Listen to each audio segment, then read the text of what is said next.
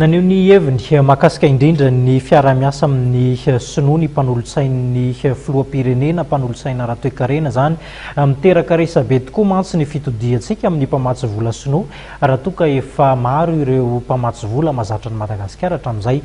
Horantsika izay fanomkevitra izay.